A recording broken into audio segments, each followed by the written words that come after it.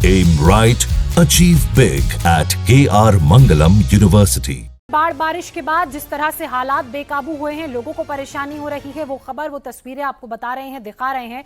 एक बार ये जो खबर और तस्वीर सामने आ रही है, ये आप देख रहे हैं उत्तर प्रदेश के वाराणसी की। यहाँ बारिश के बाद गंगा का रौद्र रूप नजर आ रहा है। जो घाट हैं वो पूरी तरह से जलमग्न हो चुके हैं क्योंकि नदी का वाटर लेवल इतना बढ़ चुका है। बाढ़ का असर किनारों के बाद बस्ती कॉलोनियों के अलावा इन घाटों में भी देखने को मिल रहा है। काशी के नगवा घाट के अलावा सामने घाट, 80 घाट, ये सभी इलाके पूरी तरह से डूब चुके हैं, जलमग्न हो चुके हैं। सड़कें दरिया में तब्दील हो गई हैं और जो यहाँ पर सीढ़ियां थी वो तक पूरी तरह से पानी में डूब गई हैं। बाढ़ की कहर से वाराणसी के अधिकतर इलाके जलमग्न हो गए हैं। हालात ऐसे हैं कि लोग अपने घरों को छोड़ पलायन करने के लिए मजबूर हैं। बड़ी संख्या में लोग अपने परिवार के साथ बाढ़ राहत शिविर में रह रहे हैं। बाढ़ के बीच आदमपुर का एक वीडियो सामने आया है जिसमें नाव पर सवार होकर कुछ युवक शराब खरीदने दुकान पर पहुंचे नजर आ रहे हैं। ये इलाका वरुणा नदी के किनारे बसा हुआ है और पूरे क्षेत्र में बाढ़ का पानी भरा हुआ है। जिस तरीके से पानी बढ़ रहा है, 1-2 दिन में पानी दुकान के अंदर भी चला जाएगा। ऐसे में इन्हें शराब ना मिलने का डर सताने लगा है, इसलिए अपने स्टॉक को भरपूर रखना चाहते हैं और नाव का सहारा कैसे अलग अलग अंदाज में, कैसे अपने अपने शौक को पूरा करने के लिए किया जा रहा है, तस्वीरों को देखकर अंदाजा लगाया जा सकता है। उत्तर प्रदेश में प्रयागराज, वाराणसी समेत 17 जिलों के 402 गांव बाढ़ की इस वक्त चपेट में हैं। रामनगरी अयोध्या भी बारिश की वजह से चारों ओर जलमग्न हो गई है। भारी बारिश के बाद वाटर लॉगिंग की वजह से लोग परेशान हैं। सड़क से लेकर लोगों के घरों तक में बाढ़ बारिश का ये पानी घुस चुका है। ग्राउंड फ्लोर देखिए किस तरह से पानी में डूब गए हैं। जाहिर सी बात है, घर के अंदर जो सामान रखा होगा वो भी पानी में डूबा होगा। इलेक्ट्रॉनिक्स के आइटम खराब हो चुके होंगे और जब इस तरह से पानी किसी इलाके में, गांव में भर जाता है तो वहां की बिजली भी काट दी जाती है और ऐसे में लोगों की परेशानी और बढ़ जाती है। चंदौली की भी तस्वीर आइए आपको दिखाती हूं। चंदौली जिले में भी गंगा का पानी निचले इलाकों में भर गया है। बाढ़ का पानी चारों ओर फैल गया है।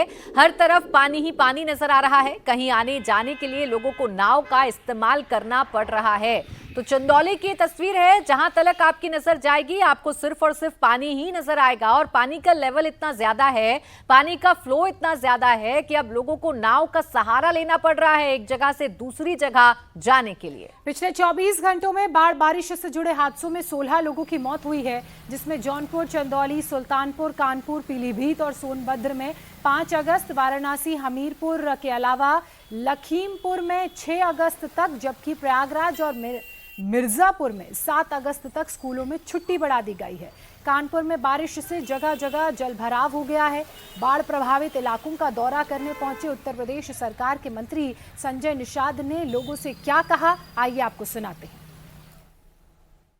पुत्रों का पाँव धुलने के लिए आते हैं। वो बात सही है। गंगा के पुत्र सीधे स्वर्ग जाते हैं। गंगा जी ऐसे भी इधर कोई रकाय नहीं है, सब इधर जाते हैं, सब विरोधी लोग आप लोगों को घुलते उल्टा पढ़ाते हैं। समझे? आइए सब आके है, जो देखो कचहरी आ जाती है, गेहूँ कैसा होता है कि नहीं है? तुम्हारा दर्द तो रहता है 3 महीने। अरे यहाँ का तो उत्तर प्रदेश में मंत्रियों की ड्यूटी लगा दी गई है कि लोगों के बीच में जाकर उनकी समस्याओं को देखें, क्योंकि प्रदेश में बाढ़ की समस्या को लेकर राज्य के मुख्यमंत्री योगी आदित्यनाथ भी खुद एक्शन में। आज सीएम खुद ग्राउंड जीरो पर उतरेंगे। मुख्यमंत्री औरैया में बाढ़ प्रभावित गांव का दौरा करेंगे। इस दौरान सीएम बाढ़ से प्रभावित लोगों से मुलाकात कर उन्हें राहत सामग्री भी बांटेंगे। बाढ़ से लोगों के रेस्क्यू के लिए चलाए जा रहे राहत और बचाव कार्य की जानकारी खुद मुख्यमंत्री योगी आदित्यनाथ लेंगे।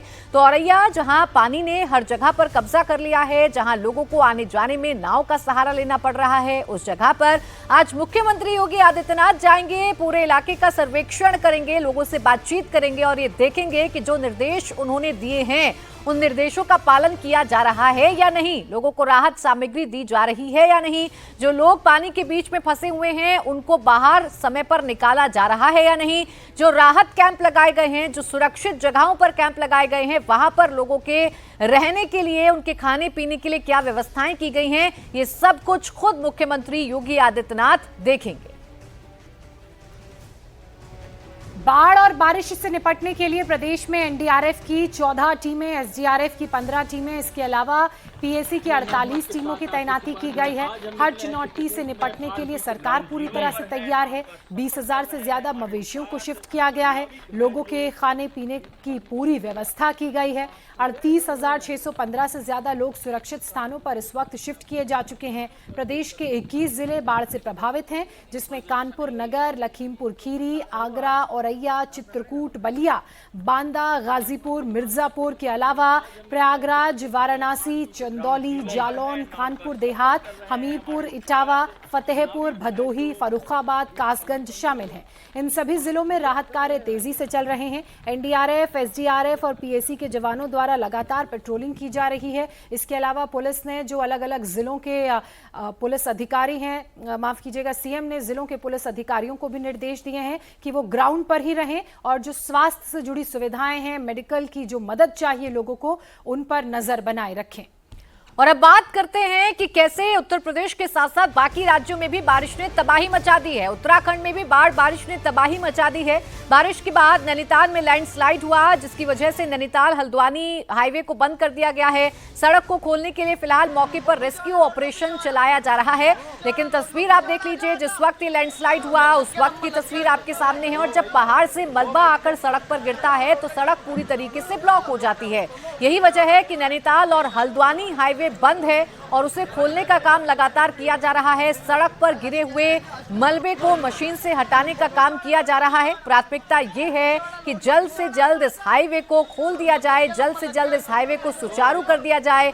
बड़ी संख्या में पहाड़ से मलबा आकर गिरता है और सड़क जाम हो जाती है, सड़क पूरी तरीके से ब्लॉक हो जाती है और ये सब कुछ लगातार हो रही बारिश की वजह से है। उत्तराखंड के बाद पहाड़ी राज्य हिमाचल प्रदेश की भी बात कर लेते हैं। यहाँ की मंडी में लगातार तेज बारिश का दौर जारी है। थुनाग में बीती रात से मूसलाधार बारिश हुई।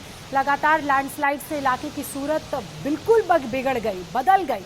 फिलहाल प्रशासन ने सभी शिक्षण संस्थानों को बंद रखने का फैसला दिया है। बारिश से नदी नाले उफान पर हैं और नदी का प्रवाह देखिए कितना तेज है। इसकी आवाज से ही अंदाजा लगाया जा सकता है कि ऊपर लगातार बारिश हो रही है और नदी का जो प्रवाह है वो इतना तेज है कि इस पानी के साथ जो भी आएगा वो सब कुछ बह जाएगा।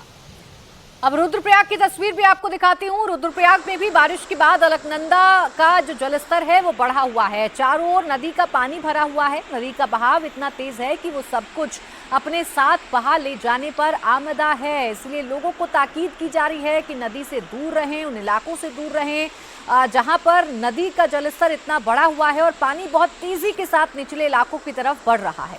बारिश से हरिद्वार में भी गंगा नदी का जलस्तर बढ़ा हुआ है। तस्वीरें आप देख रहे हैं। गंगा का जलस्तर खतरे के निशान से 1 मीटर अभी नीचे बह रहा है। पानी के स्तर को बढ़ते हुआ देख प्रशासन अलर्ट मोड पर है। गंगा किनारे रहने वाले लोगों से सावधानी बरतने की अपील की गई है और जरूरी ना हो तो नदी के किनारे ना जाने के लिए भी कहा गया है। जो डैम्स हैं वो भी ओवरफ्लो हो रहे हैं और यही कारण है कि कई बार वाटर लेवल बढ़ जाने की वजह से डैम्स के गेट तक खोलने पड़ रहे हैं।